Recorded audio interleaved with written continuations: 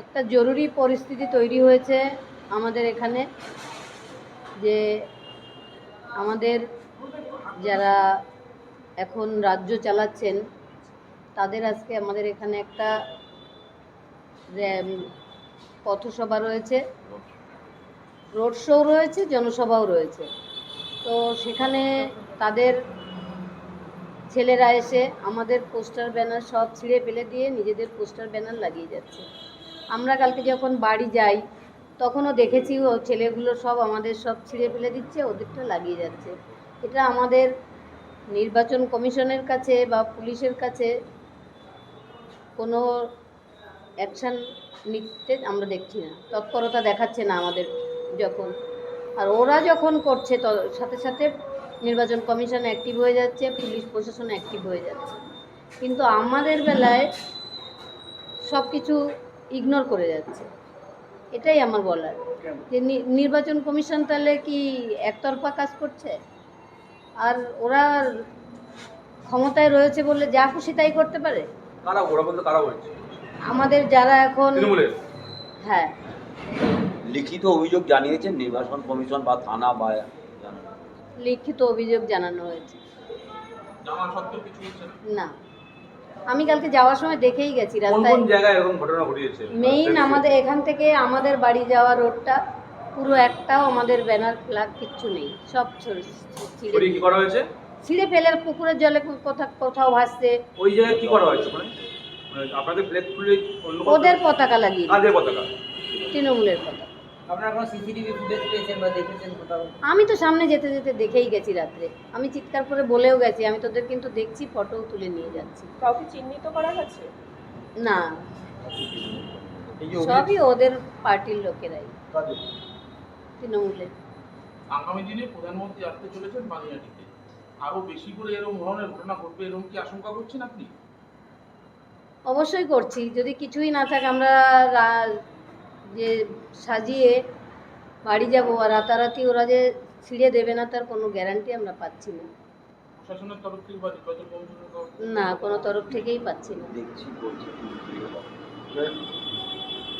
শাসক দল তো বারবার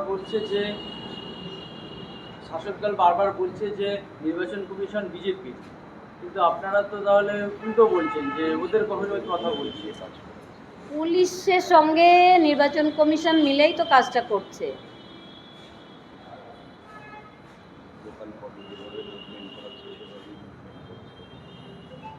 লোকাল যারা তৃণমূলের,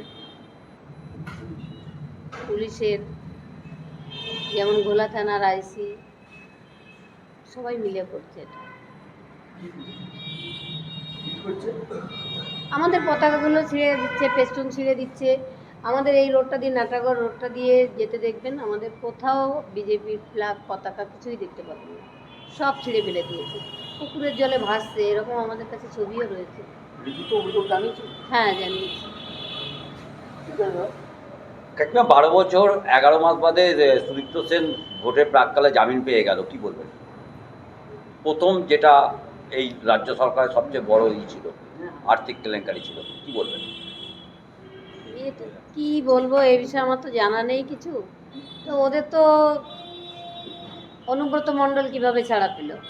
এত কেলেঙ্কারি করার পরেও তার নাকি বাংলায় অনুবাদ করা যায়নি বলে ছাড়া পেয়েছে। এগুলো তো ওদের থ্রেড কালচারের অংশ।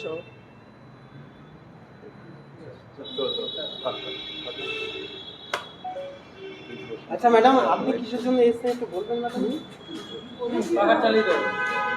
কিছু বলার থেকে বলতে পারেন। আমিও বিচার পাইনি 5 বছর ধরে, আমি দিদিকে বললাম। এখন ইলেকশনের মুখে আমি এখনো কোনো ঘটনাটা কি হয়েছিল?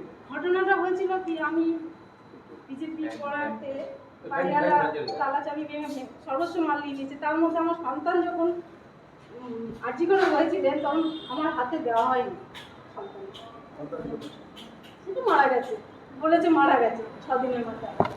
তারপর আমার হাতে দেয়নি, আমার হাতে দিলে তো আমি মানে একটা সন্তানকে পেলে তো আমি কোথাও আইন আছে আমার হাতে দেয়নি। 2016 সালে তারপর আর্জি করে এই অবস্থা। হ্যাঁ, হাতে করেছিল আর ছিল। তারপরে তো এরকম হওয়ার পর তৃণমূলের ছেলেরাই আমার তালা চাবি মেয়ে ঘরে সর্বসময় নিয়ে নিয়েছে। 5 বছর ধরে আমি বিধাননগরের কোর্টে কেস চালিয়ে কোনো বিচার পেলাম না। যাকে ধরছে যে কটা উকিলকে বললাম সব কটা উকিলই আমার হয়ে কেউ বলল না। আমি সব কিছু আমার জেতার জায়গা সেখানে আমাকে কাগজ একদম জর্জের সামনে দেওয়া দিচ্ছি না, কোনো উকিলই আমাকে সাথে দিচ্ছে না। কোনো থানা তো দিয়ে নি না, একটা থানা কোনোদিন কিছুই করে না। এফআইআর করেও কিন্তু আমাকে কোনো চার্জশিট আপনি কোথাকার বাসিন্দা? আমি কালিন্দি বলা পাবেন বিধাননগর এই যে বিচারের জন্য আমি মায়ের কাছে এসেছি। এই আইনের বিচার, আর আমাকে থ্রেটও দিয়েছে তৃণমূল থেকে। যখন আমি 24-এ আমি পার্টি করি, আমি বসেছিলাম যখন আমাকে বলেছেন যে সব এই করবে 5-6 জন ছিল কেসটা তুলে কেসটা তোলার জন্য কার নামে কি? 8খানা কেস দিয়েছে।